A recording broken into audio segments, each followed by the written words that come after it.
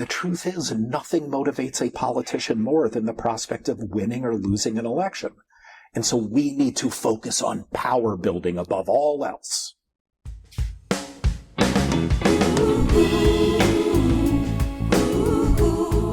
Welcome to the Practivist Pod, the practice of activism made practical. Today, while RFK Jr. is busy making America sick again, we talk about more regressive budget fights and, of course, the Epstein birthday card that is definitely not a gift for Trump. Then we hear how we can mobilize lower propensity voters around environmental issues with the founder of the Environmental Voter Project and voting guru, Nathaniel Stinnett. I'm Jessica Craven. I'm Steve Pearson. Stay strong. It won't be long. Yeah, yeah. We will build a better world. Steve, you're back in D.C. I was going to say, greetings from Washington, D.C. again. Once again, back in my childhood bedroom, turned my dad's office. Now, also, my sister's using it as an office. So, you know. Love it. R.I.P. childhood bedroom. But, you know, good to be here. We have a exciting event with Blue Wave California this evening, which is why I'm here. And, you know, going to be protecting, raising money for our frontliners here in California, but also it's going to be a lot about Prop 50, you know, and getting the, our redistricting fight back, you know, passed. It's so important. We'll talk about that more, and we have links in the show notes for everyone to get involved. But did you know we have 54 days until that election, until November 4th? We have so little time to organize and get Prop 50 passed. So, and that billionaire guy he just dropped another $10 million, I heard yesterday. So that this brings him to $30 million. $30 million. Munger. Charles Munger. Yep. Charles Munger. Good times. Jr. And Mike Johnson, I believe, has given, I think, $10 million also. No surprise there. I guess he wants to stay in power. By any means necessary, which is why they are gerrymandering all of their red states and why they started this in Texas and why Democrats are fighting back, because we're not going to just sit there and take this shit. We've got to, you know, have an equitable actual system where voters pick their, you know, electeds, not the other way around. Yep. Remember when Mike Johnson was someone we... Do you remember when Mike Johnson was someone that we had never even heard of? Remember when he was that whole speaker fight and we were like, wait, who's Mike Johnson?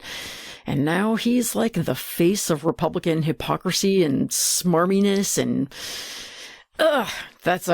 He really is such a weak dude. Like he's so like he wasn't their first choice. He wasn't their second choice. Like he slid in there because of just the fiasco that is the Republican MAGA party. Yeah. Like they've managed to hold on to power, but they don't know what the fuck to do with it. And, he's such a weasel. He's just a weasel. Yeah, he's ended up being really good at his job, which is being smarmy and dishonest and hypocritical and somehow able to, you know, put a justifying face on the sort of evils of this administration and yet still pretend to be Christian.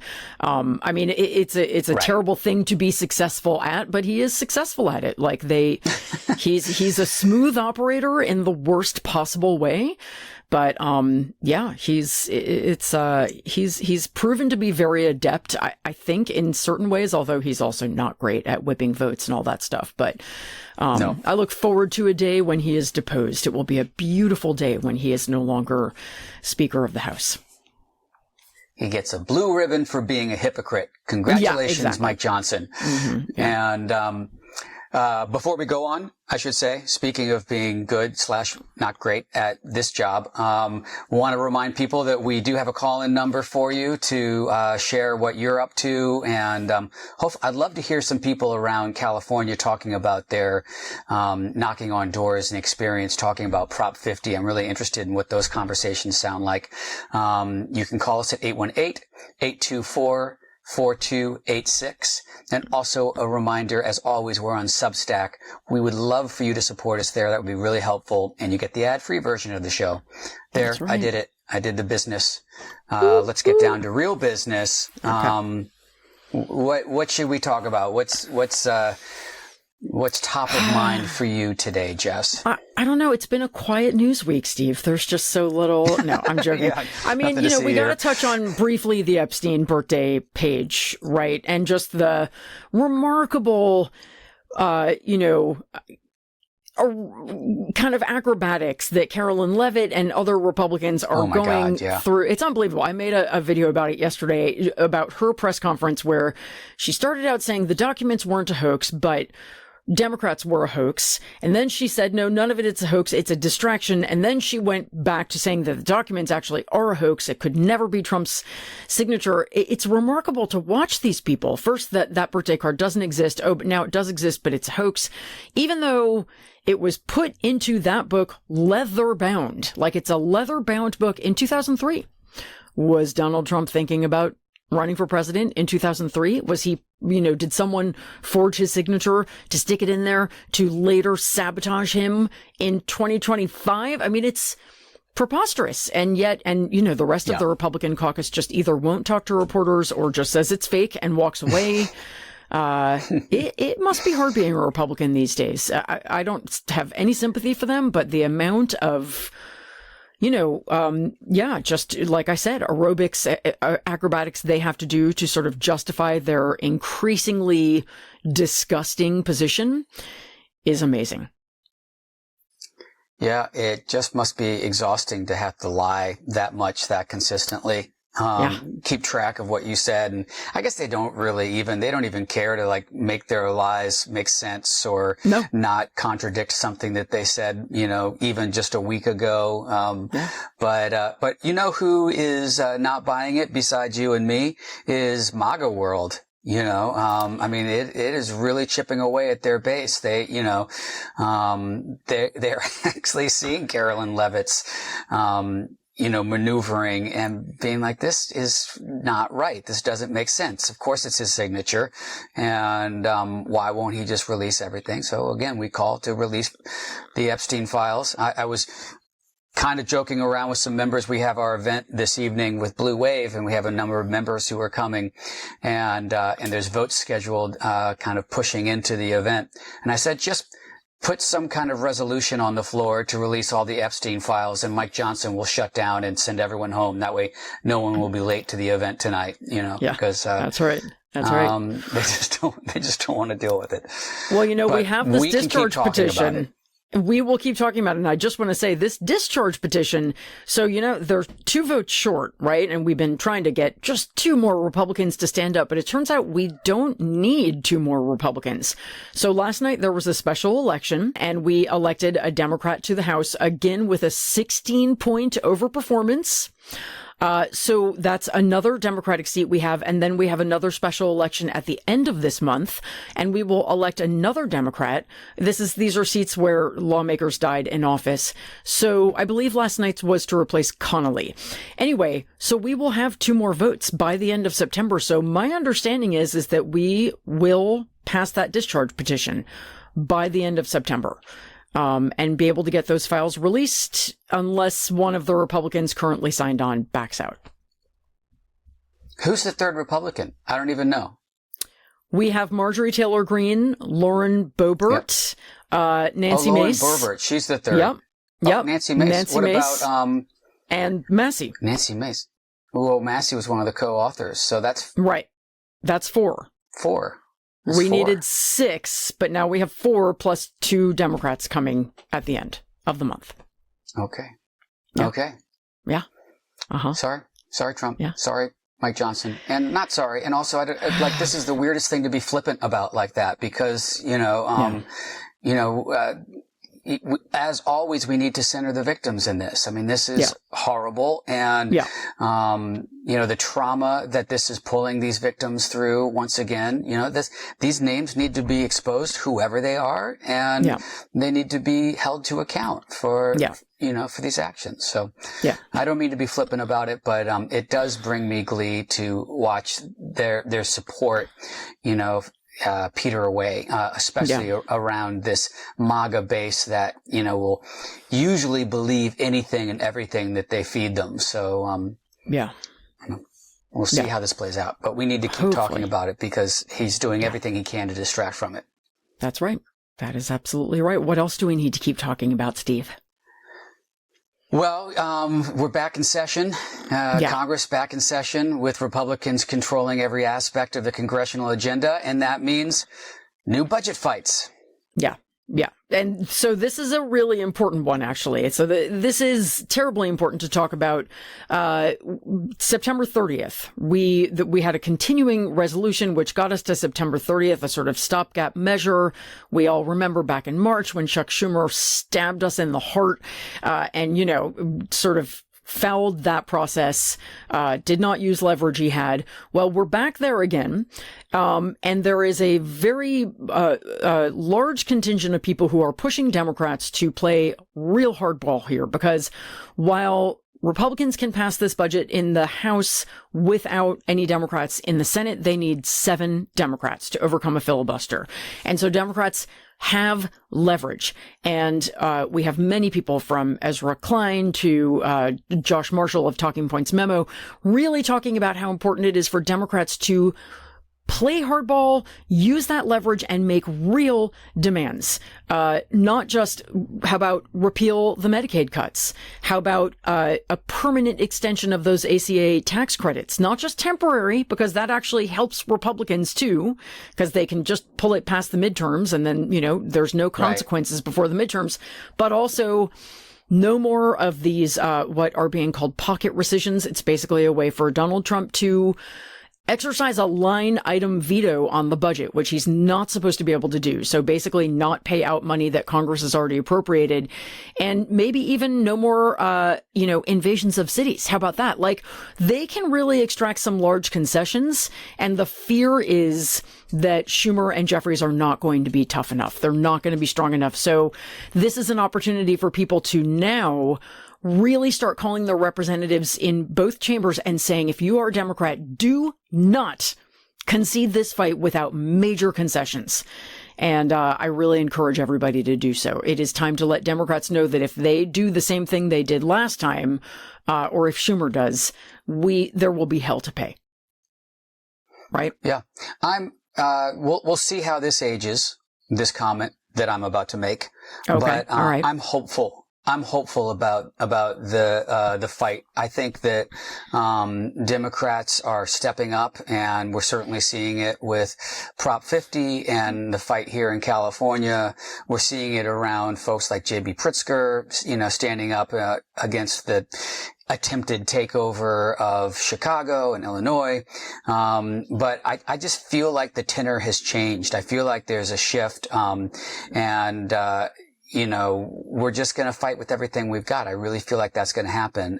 So I expect that Democrats will do everything you're talking about doing. But we need to make sure that we do let them hear it and know that that's what we want. We want fighters who are going to stand up against this kleptocracy and fight back. Well, I wish I shared your optimism. I want you to be. I want you to be right. Last night I was reading in Punch Bowl, which is very sort of like inside baseball, but they apparently all the Democrats had a caucus meeting last night, or at least I think it was Senate Democrats, or maybe it was House Democrats. It was one of the two caucuses, but people left very upset because they felt that leadership, I believe it was Jeffries, was sort of still tepid and still sort of saying, well, we're just going to, basically very lowballing what Democrats were going to ask for. So I want to believe that you're right, but I really want to encourage people to let loose, not just on your representatives, but I really encourage people to call Hakeem Jeffries' office and Chuck Schumer's office and just tell them, like, I don't know. For me, what I generally say is I will not spend another... Oh, Steve, no, I can't say this. Never mind. I was going to say I will not spend another dime donating to the DNC. I usually threaten the DNC and the DCCC, but you should give to Steve's fundraiser for sure, because that's not those. But just sort of like, Democrats have to step up. I worry that they still are not strong enough. You know how I feel about Schumer and Jeffries. I feel that they're the wrong leaders for this moment. I felt it for a really long time. My dog is attacking my door, so I might have to step away for a second and just deal with that. Okay. But yeah, I'm not. I want to be optimistic, but I feel that if they do the right thing, it's going to be because we are extremely loud over the next 2 weeks. So I encourage us all to do that. I think I would say, like in terms of the fundraising piece and everything that you're saying, we can do two things at once. In fact, we must do two things at once. Yep. I work in fundraising essentially. I'm helping raise money for these frontline candidates, that is essential to taking back the House. There's nothing more important than us winning the midterms. We know this. We need to donate to these Democrats, these frontliners and the flip districts. And we need to donate to Prop 50 efforts, and we need to do all that work. At the same time, we can be, and we should be unhappy with people who aren't showing strong leadership, and aren't stepping up in the way that we need them to. And we need to let them know that. But, taking away any power to really fight back and win is not going to help anybody, right? No. So I think you articulated this pretty well. Maybe it was last week on the last week's show when we were talking about the gun violence issue, and if you have issues with Democrats, great, obviously we all do. No one elected is perfect either. No one's going to be the perfect answer to all of our problems, but Republicans they've already moved us to an authoritarian MAGA kleptocracy that is taking away our rights, disappearing people from the street, taking away women's bodily autonomy, giving unfettered access to guns instead of restricting guns, passing the most regressive tax plan in our history, taking away our health care. The list goes on and on, it. So, we have to fight, but we also have to support the team that is looking after our interest in whatever imperfect way that they're doing it. Yeah, well said. That's well said. And it's very, very true. I absolutely encourage people to donate to Democrats. That is hands down. I get very, very frustrated with Chuck Schumer and Hakeem Jeffries. Have I said that before? I think I have. But yes, you're you right. May have expressed that. You don't want to throw the baby out with the bathwater. I just, it's frustrating. It's hard to understand what they will listen to. But it is. By the way, I 100% agree with you about Chuck Schumer, and I kind of agree with you about Hakeem Jeffries, but I don't know what I don't know. That's the only thing that I'm not on the inside there. And so I don't know what these calculations are. I don't know, what's going on. I'm not thrilled. Like if I had to choose right now and we could put in someone else, then I think a change would be good, writ large. I mean, certainly we can't go back to status quo when we get back power. Right. But I'm with you with Chuck Schumer. We need new leadership in the Senate. I really believe that. Yeah. I'm not sure what's going on with the House, but we'll see when we get the majority back. Yeah. And we can move on, but I will just say one thing, which is I agree with you. We don't know what we don't know. That is true. But what we do know is public perception. And we do know that the base has completely lost faith in leadership in the Democratic Party. And there was more polling this week. Brutal polls for Republican Party, brutal polls for Trump, and once again, the most brutal polling for the Democratic Party. And that polling is coming because not only do Republicans not like them, but the base is done with the leadership. And again, as I've said a million times, once you have lost your own base, you really have to ask yourself why you're still there. That's all. That's the last thing I'll say about it this time. I'll probably come back to it next time. It's a great conversation. I'm glad we went down that wormhole a little bit. We wanted to mention also a little bit about JFK Jr. and the, RFK Jr. Make America. RFK Jr. And also wormhole to RFK. Such a good segue. And I don't even know if you planned that. That was great. Of course I planned that. Sure. I had that written in the notes right here. Been working on that joke for weeks now. And I don't know. I know we're kind of running tight on time here for this show, but it's just important to acknowledge that, first and foremost, I think for my reason for hope was, certain Democratic governors coming together to work on health policy. In the absence of that coming from our federal government, there's been reporting in our state of California that COVID cases are on the rise now. I am slightly hopeful when I see what may or may not be a rift with Trump and RFK Jr., but certainly some unhappiness in that relationship and unhappiness from the Trump folks about what RFK Jr. is doing.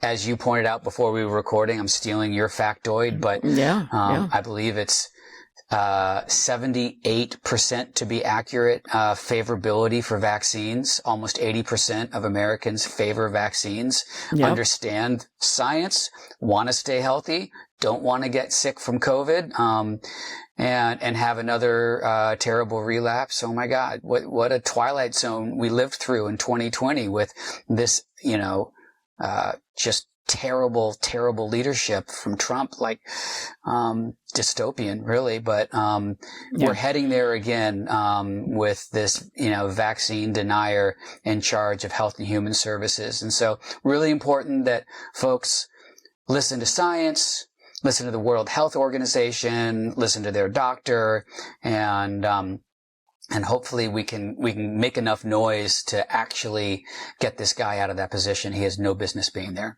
Right. Yeah. And apparently the interesting thing about the polling is apparently Trump's own pollsters met with him this week and they were like, dude, the vaccines are polling better than they ever have. I mean, this is a very typical phenomenon we see when something is under attack in the United States. Americans being the sort of like weirdly, defiant people that they tend to swing back in the opposite. We're seeing this with immigration as well. There's just the more you attack something, the more Americans sort of seem to support it. But it's the swing voters. Apparently it pulls off the charts with swing voters, particularly support vaccines. And so you've heard Trump in the last couple of days sort of come out and say like, well, there's some vaccines we do know work and people should get those. So, when people are like, oh, Trump doesn't care about the polls, he does. You can hear he cares about the polls. He's a full-on narcissist. Do you think he does not care about what people think? He deeply cares. He may pretend he doesn't. He may lie about it, but he does care. And also, they are thinking about the midterms. They are thinking about the fact that their polling, the administration's polling is underwater in every single place. I think they know RFK Jr. is a problem. And the sad truth of the matter is he will not make it through the 4 years. I mean, will any of us is another question, but like he's gonna go. The only question is how many people have to die unnecessarily before that happens. And that is the tragic truth of this administration. It's sad, but it's true. People on that cheery note, while they're building a MMA octagon on the lawn. So that and also this patio, which who was it that dubbed it Predator Patio? I think it was Governor Newsom's press team is calling it Predator Patio, where they paved over the rose garden, and I love that for them so much. It is Predator Patio. You look at it. Yeah, fantastic.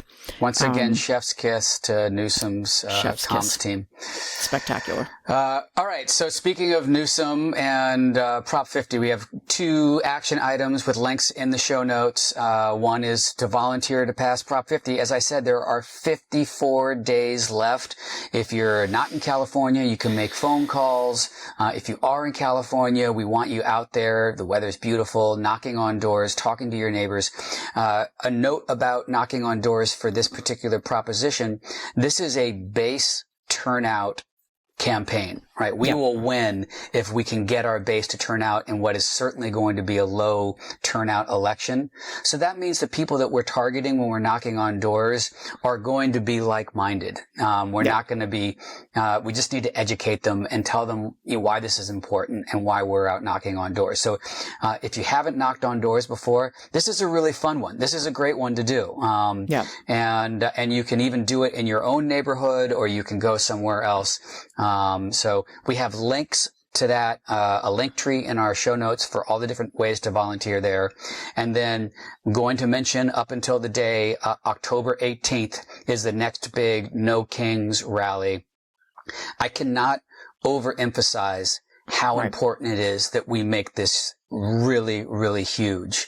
We are at the precipice right now, especially, we didn't talk about the Supreme Court's ruling that ICE can stop someone based on the color of their skin, in overturning the stay on that in California, in Los Angeles.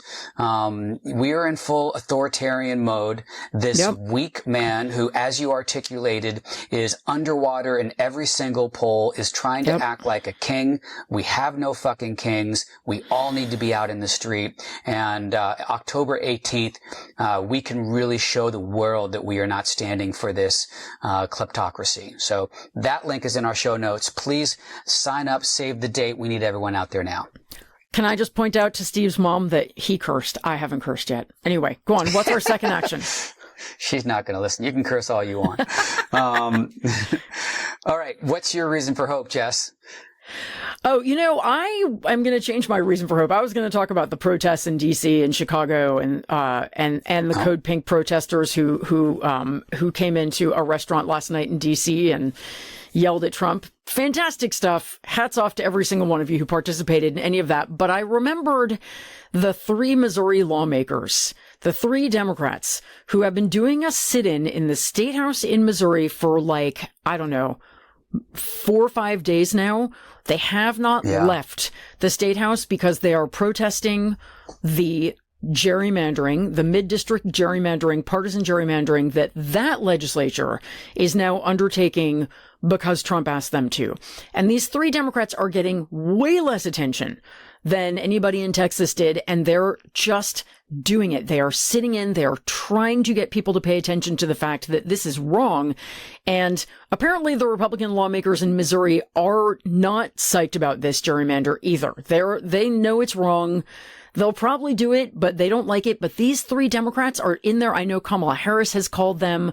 They're getting some press attention, but I really hope we can all find ways to look them up, give their offices a call, thank them. I'll try to put that information in my newsletter because this is great what they're doing. This is what you do. Whether or not it works in the long run, this is what you do. You stand up and you are counted as saying, this is wrong. And so hats off to all 3 of those lawmakers in Missouri. Thank you for what you're doing. And Steve, what about you?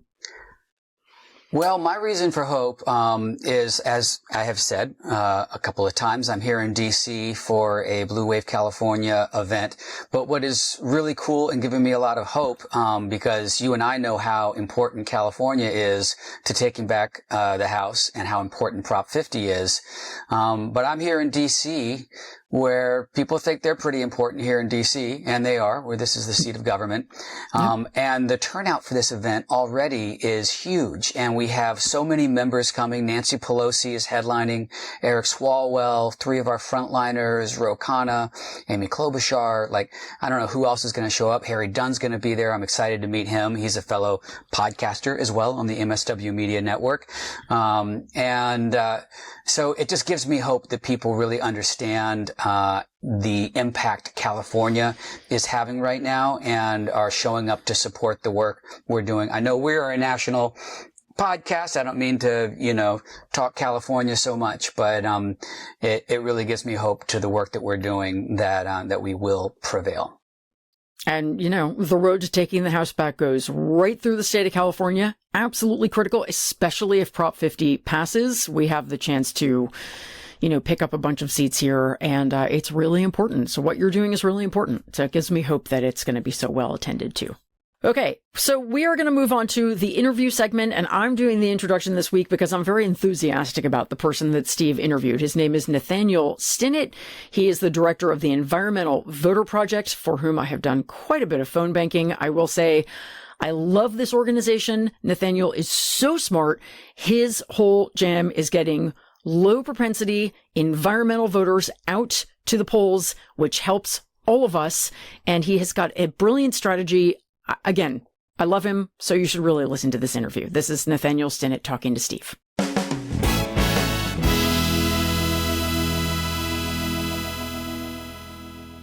Nathaniel Stinnett founded the Environmental Voter Project in 2015 after over a decade of experience as a senior advisor, consultant, and trainer for political campaigns and issue advocacy nonprofits.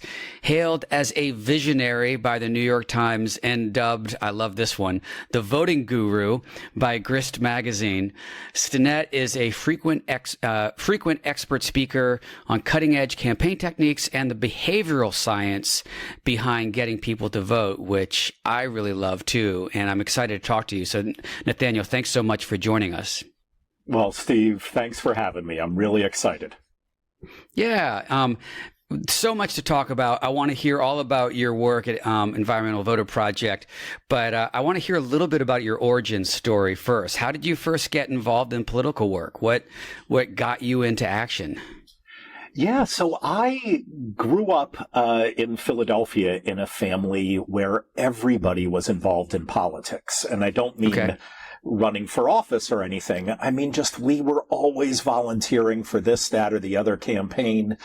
We couldn't get through dinner without arguing about something political. And so it was always in my blood. And shortly after graduating from a master's program in Boston, I started volunteering as an adult for campaigns and came to realize this is what I wanted to do. And at first, it was working in political campaigns and I was working as a lawyer. But very quickly, I came to realize, gosh, none of these campaigns I'm working with ever talk about climate, and there's a pretty good reason for it, which is none of the voters who they're trying to convince to vote for them say that climate's a top priority. So I was always struggling with this issue that I cared about, climate change and other environmental issues, to try to make them more politically salient. And about 10 years ago, it led me to start this nonprofit where all we do year-round in elections big and small is find people who care about climate change and turn them into better voters.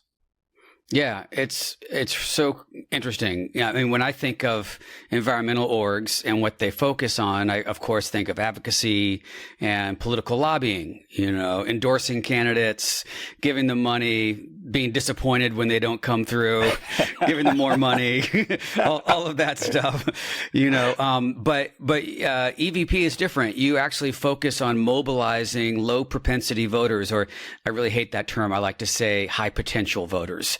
I like that.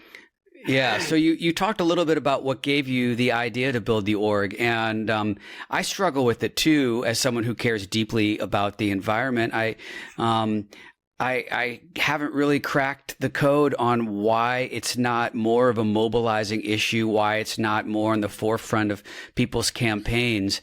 I think, to me, it's because of the overwhelming existential nature of what's happening, that it's not something that, like, okay, we can get this person to go pass some legislation and set us on the right course. It's like way bigger than that. But I'm getting ahead of myself. Why don't you tell people, you mentioned a little bit why you had the idea, but why don't you give our listeners an overview of your work at EVP? Yeah. So, I mean, we all know, all of your listeners, you, Steve, so many of us know that right now, the broader progressive movement doesn't have enough political power by a long shot. And that's absolutely the case with the climate movement in particular. So, how do you go about getting more political power? Well, one way would be to try to find some people who don't care about climate change and try to convince them to care more about it. That's important, and other groups do it, but boy, is it hard. And boy, is it expensive. I mean, changing minds is really, really hard. The other way to do it is to find people who already care about your set of issues, but maybe they're not politicized. Maybe they're not voting. Maybe when they go and cast a ballot, climate change isn't top of mind. That's what we focus on at the Environmental Voter Project. We like to say we're not in the mind-changing business. We're in the behavior-changing business. And so what we do is we remain laser-focused on finding people whose number one priority is climate or the environment, yet they don't vote. And then we work year-round with thousands of volunteers to mobilize these people to become better voters. And that might sound like a really small niche to occupy, but for better or worse, Steve, it ain't as small as you might think. We identified over 11 million registered voters who list climate as their top priority, who skipped last fall's presidential election. 11 million. That's a huge amount of potential political power that could be engaged. And I can imagine they're mostly Democrats. Obviously, you're talking about voters across this swath, and there are Republicans who I'm sure who care about climate, who care about their children's future. But more Republicans are climate deniers, where Democrats actually have the policies to, create a better future for our families. But what are you finding in terms of those, you say 11 million voters, are, mostly Democrats, a lot of drop-off Dems, I guess?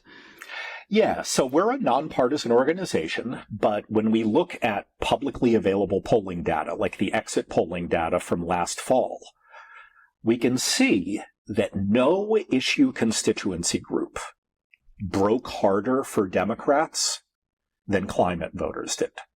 Not people who list, abortion as their number one priority, not people who list reducing gun violence as their top priority. In fact, in some swing states like North Carolina and Pennsylvania, people who list climate as their top priority even broke harder for Kamala Harris than registered Democrats did. So I want to be clear, we're a nonpartisan organization, and we are mobilizing people who are independents. We're even mobilizing some Republicans. But what we are laser focused on is not even just people who kind of sort of care about climate. We want the people who list it as their number one priority, because we know if we can get them to cast a ballot, not only will they always do it for the so-called right person, but perhaps even more importantly, when they start voting, they're going to give politicians the ability to go out on a limb and actually spend their political capital on what, let's be honest, is right now a secondary or even a third tier issue. Right. Yeah. I mean, if the voters are calling for it, the electeds have to respond. They want to get elected. And if this becomes a dominant issue, then for the ones who want to talk about it, as you said, it obviously gives them so much more cover, and they can, speak to that. As someone who ran for office myself, I very much know what the consultants say. Okay, here are your top issues that we want you to talk about. And I'm like, but these are my top issues. And like, that's great. You need to get elected so that you can work on those issues. So here are the ones that you need to talk about. Right. That's exactly right, Steve. So you've experienced this, right? I mean, regardless, all of us are nuanced, smart people who have so many things that they care about and want to talk about them in particular ways. But when you run for office, or even after you get elected, you have limited time and limited money to talk to a specific number of people who you're pretty sure are going to show up on election day. And I'm sorry, but you just have to go where the voters are. It's the brutal arithmetic of how democracy works. And that doesn't mean that politicians are craven or awful people. It just means they want to get elected. And so we, who are in the advocacy space, need to recognize that no matter how beautiful our words are, or no matter how perfectly crafted our arguments, the truth is nothing motivates a politician more than the prospect of winning or losing an election. And so we need to focus on power building above all else. Okay. Well, to that end, you recently completed a national survey and had some very promising findings to present. So let's get into that. What did you find out? Yeah. So the top line here is that by an almost 4-to-1 margin, when Americans are asked about various issues, by an almost 4-to-1 margin, they think of non-political solutions to the climate crisis over political solutions. So they think of things like recycling and composting. But when you ask them about other issues, it's the opposite. When you ask them about abortion or immigration or education or gun violence, all the solutions they come up with are 4-to-1 political solutions over non-political solutions. So the big headline that we came out of this poll with, Steve, is that the climate crisis is not political in most Americans' minds. They think about it all the time. They worry about it all the time. But then, on Election Day, they stop thinking about it. And this is really key, I think, to figuring out how to build political power for the climate movement.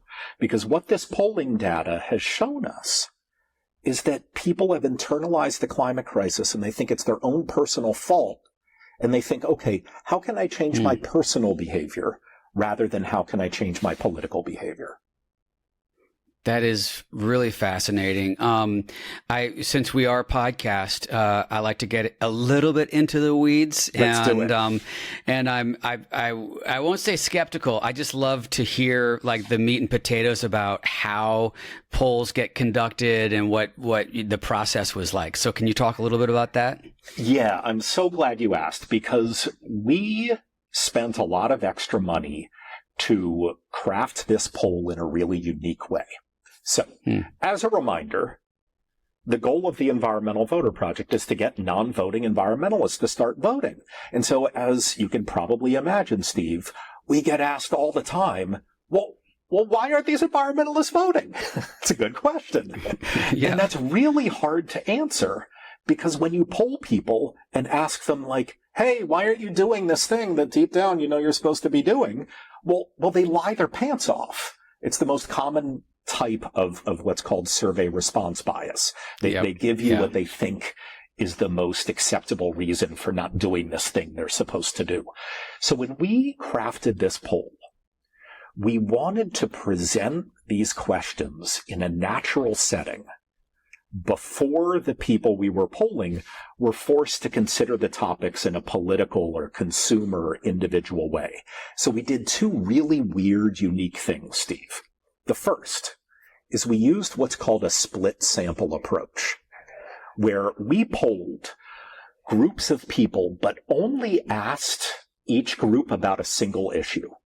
So you had like 650 people who were only asked climate change questions, and another group only asked about immigration, and another group only asked about gun violence. And what this approach did was it kept the respondents from realizing that this was a poll about political issues. It wasn't even asking them to compare their climate opinions to something else.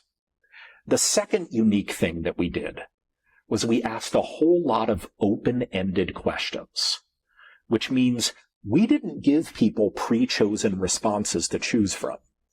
Now, this makes the poll much more expensive because we then have to collate and categorize all this data.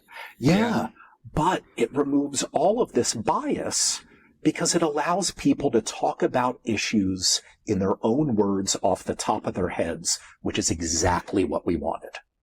Mm-hmm. Fascinating.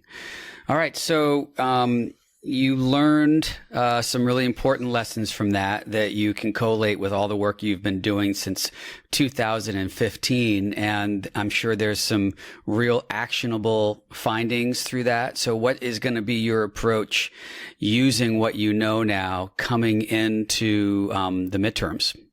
Yeah. So one big thing that we found out, 18% of Americans think about climate change every day. That's twice as many as the percent that think about abortion. Now, we know that abortion is a much more politically salient issue than climate change. So what's going on here? probably there's a whole huge number of Americans who care deeply about climate, but they're not thinking about it in a political context. And so what the Environmental Voter Project is doing, and there's a lot of other data like that we found in the poll, and you can find all the results at environmentalvoter.org. But going in to this fall's elections, because we're very active in this fall's elections, and in next year's midterms, what we're going to be doing is not just messaging to these people who care about climate and don't vote about why these elections are important for people who care about climate and the environment, but we're also going to be messaging to them in ways that have nothing to do with the election, just so they start thinking about the climate crisis as something that isn't their own personal fault. It's not happening because they happen to have a plastic water bottle, but rather as a systemic political issue. We want them to think about the coal-fired power plant down the street, not about their compost bin. Ultimately, this starts shifting people's understanding about how to view climate change. So what's an example of that messaging? Yeah. So a very easy one is the climate crisis is a homicide, not a suicide. This gets to so much of how Americans think about the climate crisis. We've been taught to feel guilty. And I say taught by, we know who's doing the teaching here, Steve. It's a now probably 3 or 4 decades long PR campaign from the fossil fuel industry, where they've been trying to convince us that this whole global climate crisis is our own personal fault. Because they don't want us to think about it as a systemic political issue. They want us to think about it as a consumer behavior issue. If only we all recycled, everything would be okay. Right, which is completely insane. I mean, I challenge you to even think of a bigger, more global systemic problem than the friggin' climate crisis. Come on, we're not going to recycle our way out of this. But what our poll found was when you ask these open-ended questions of people where they don't even know that it's in a political context, and we say, hey, what are some ways off the top of your head that you can think of to address the climate crisis? Well, the number one answer, I feel like this is some like perverted version of Family Feud here. The number one survey response was recycling. Survey says recycling. And it makes me my head explode. But we need to get people out of that mindset, because if we get them out of the mindset, well, then not only will they stop blaming themselves, but they'll realize, oh, well, if the solution doesn't involve overcoming my own personal guilt, but instead it involves overcoming this villain over there, man, is it so much easier for them to jump in the game. Does the survey show up at all for, the influence of fossil fuel company on our political process? Almost none at all. I mean, when we were asking these open-ended questions, I mean, it was just totally crazy. So when we were asking these open-ended questions, something like, I need to look at the data here. Yeah, so almost 70% of the responses were completely non-political. Things like lifestyle changes, change your consumer behavior, take public transit, recycling, things like that. Nothing about voting, none of that. Only 18%. Now, mind you, this added up to more than 100 because we let people name up to 3 things. Only 18% had anything to do with government action against the fossil fuel industry, regulations, laws, anything like that. You compare that to an issue like gun violence. For gun violence, only 4% of the responses that people gave had to do with personal actions. Over 90% were political actions. You ask people, how do you reduce gun violence? They're like, stricter laws, stricter regulations, take away people's guns. You ask them how to address the climate crisis, they're like, well, I'm going to recycle and compost. Yeah. Meatless Mondays. Yeah, and it's crazy. And it's because we've internalized this guilt. And when you think of yourself as the problem, boy, is it hard to sign on to the solution, right? I mean, you're essentially asking people to fight themselves. That's a really hard battle to win. So we need to change the way people think about the climate crisis. We need them to understand it's a systemic issue that cries out for a political solution. So get to the polls and fight the fossil fuel industry rather than fighting yourselves. Yeah. All right. So what's the best way for our listeners or volunteers to support your work and get involved? Yeah. You mentioned the website. We'll have the link to that on our show notes for sure. Thank you. Thank you. Yes. So if you go to environmentalvoter.org, you will see on our Get Involved page that we have dozens of volunteer opportunities each month. You can sign up to canvass, do door-to-door canvassing. You can sign up to do volunteer phone calls. You can sign up to send volunteer postcards. We never ask a volunteer to do anything, Steve, unless we have given them a message to write or tell to voters that has been proven in a randomized control trial to increase turnout. We are data scientists and behavioral scientists. We take very seriously only using messaging that has been proven to work. So if you go to our website, you sign up for one of these volunteer opportunities, you will be given something that we know works, you will be trained, and you won't be asked to talk to a voter until you're ready. But when you do, I promise you'll come back for more, because we will then share the results of our randomized control trials with you. And there's nothing activists like more than knowing that they're actually making an impact. Absolutely. Yeah, efficacy is so important, and having the ability year round to do this work that's going to have such a huge impact is really important. And as someone who takes messaging very seriously and has run a lot of door-to-door campaigns, I'm sure you love it when someone shows up and says, I actually went and said this to the people because I thought that it was a better way to talk to them. Oh my God. I mean, maybe I don't want to make an analogy to pulling your hair out, but perhaps, that it contributed somewhat. As you can see, I've pulled a lot of hair out in my life, Steve. Yeah. I mean, what I like to say to people is, I'm sorry, like, no matter how clever and no matter how intelligent you are, I promise you're not the average likely voter. I mean, we need to test these things. We need to, and we all need to have an amount of humility when we approach talking to strangers and trying to change their thinking or their behavior, because different messages work with different people. And so we always publish our results, whether they're successes or failures. In fact, some of the webinars on our YouTube page that are the most popular is when we talk about the messages that didn't work, because people love hearing about these experiments that didn't work. But we try to be as rigorous as possible, because I promise you, I didn't start this nonprofit to make money. That sure as hell isn't happening. I'm doing it because we want to make a difference, and we know our volunteers feel the same way.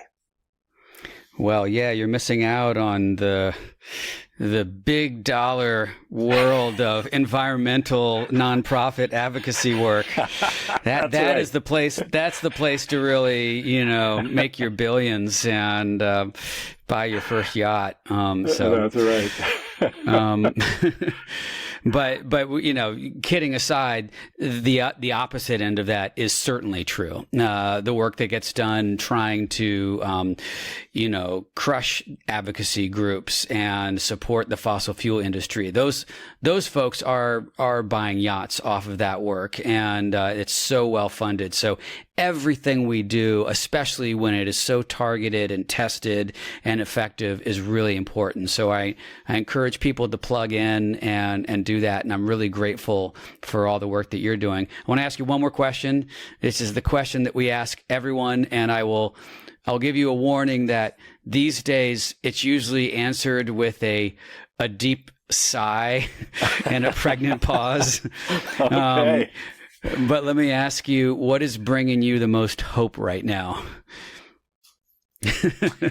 Yes, I see why you get a lot of deep sighs.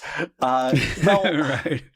but it's an important question to ask, and so I'm so glad that you ask it. What gives me hope? So, at the Environmental Voter Project, Steve, we now have over 7,000 voter contact volunteers around the country, which on its own makes me pretty damn hopeful.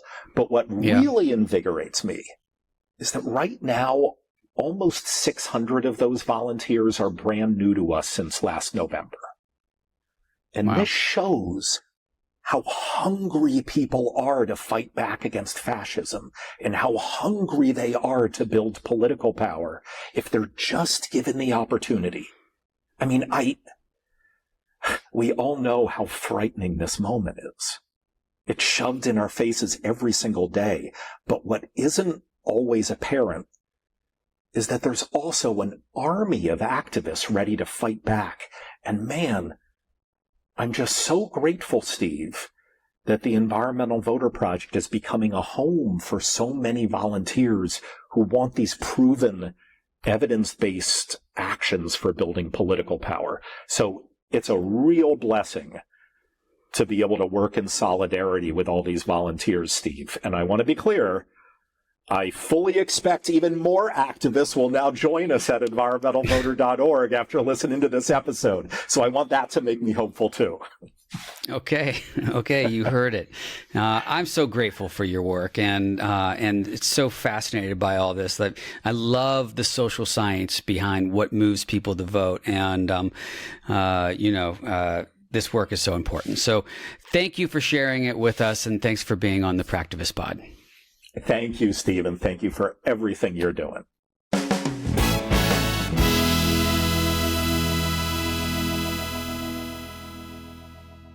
All right, before we go, I just want to highlight something that actually got sent to us after the Labor Day protests, and apologies, missed it for last week's show. But thank you to Emily H. for sending it in. Here's her email. Here's a video and a photo from Labor Day protests in Seattle, Washington. The video is 19 of us representing Backbone Campaign over I-5 on Yassier Way in Seattle. And the photo is our Vashon Island Indivisible chapter, at a Workers Over Billionaires protest at Cascade Playground in Seattle. Our Bucket Brigade group had a great time adding to the noise. I love that. And if you look at the photo, of course, we're on YouTube. So if you're watching on YouTube, Captain America's there. I'm a big Marvel fan, and Cap showed up on Vashon Island to protest with the good folks from their Indivisible group. So thank you so much, Emily, for sending that in. Please do keep sending in your stuff. You can send us an email like Emily did at hello@practivistpod.com. I think I got that right. Or call us or text us at 818-824-4286. Just add us to your contacts, and then when you're at a protest, just send us the stuff. It's easy. Yeah, totally. Send us your protest pictures, and we've got some big ones coming up. Thank you so much for joining us today. Don't forget that all the links for our actions are in our show notes, so don't just listen. Click those links and take action. Please do subscribe, rate, and review on Apple, YouTube, wherever you find us, and share our show with your friends and family. Make sure they are taking action as well. If you are able to support our show on Substack, we'd be really grateful for that, and you'll get the ad-free version. Woohoo! We will be back next week with some more Practivist Pods, so until then, don't forget, hope is in action.